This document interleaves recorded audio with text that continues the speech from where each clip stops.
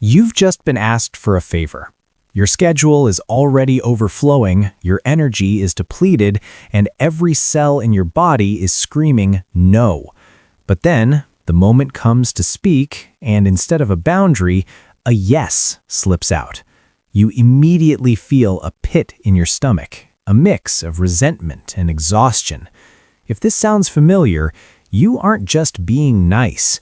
You are experiencing a complex psychological pattern known as sociotropic behavior. While the world sees you as helpful and selfless, internally, you are likely fighting a constant battle with the fear of rejection. Today, we're going to dive into the hidden mechanics of the people-pleasing brain to understand why saying no feels like a threat to your survival, and how to reclaim your agency. Point 1. The Sociometer Theory. The first reason lies in what psychologists call the Sociometer Theory, developed by Dr. Mark Leary. Our brains are essentially ancient survival machines. Thousands of years ago, being liked by the tribe wasn't a luxury. It was a biological necessity. To be rejected was to be left alone in a dangerous world. For people who struggle to say no, their sociometer, the internal gauge that monitors social acceptance, is hypersensitive. Every time you consider setting a boundary, your brain interprets the potential disappointment of the other person as a social death sentence. You aren't saying yes because you want to help.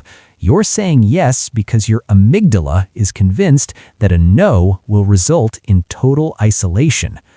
Point 2. The Fawn Response. Most people are familiar with the fight, flight, or freeze responses to stress, but psychology has identified a fourth survival mechanism, the Fawn Response. Fawning is a stress response where an individual attempts to avoid conflict by becoming useful or appealing to the person they perceive as a threat. If you grew up in an environment where your needs were secondary to the emotions of an adult, your brain learned that safety is found in compliance. As an adult, this manifests as a chronic inability to say no. You have been conditioned to believe that your value is tied to your utility. If you aren't being helpful, your brain tells you that you aren't safe. Point 3. The erosion of the self.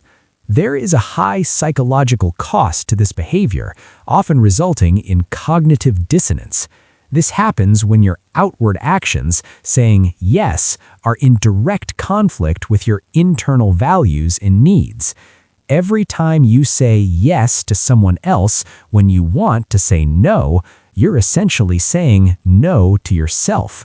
Over time, this erodes your sense of identity. When you prioritize the comfort of others over your own peace, your brain begins to lose track of where you end and they begin. This leads to a state of chronic burnout and deep-seated resentment, not just toward others, but toward yourself for failing to protect your own boundaries.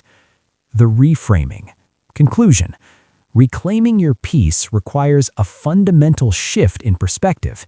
You must realize that no is not a rejection of the other person, it is a protection of yourself. In psychology, we call this the boundary paradox. The more you set clear, healthy boundaries, the more people actually respect you. Those who are angered by your no are usually the ones who benefited most from your lack of boundaries. The next time you're asked for something, try the 3-second pause. Give your prefrontal cortex time to override your amygdala. Ask yourself, am I saying yes out of love or out of fear? Which part of your life is being drained by a yes you didn't want to give? Let's talk about it in the comments. If you found this insight helpful, consider joining our community as we explore the hidden puzzles of the human mind. Your peace is worth the effort.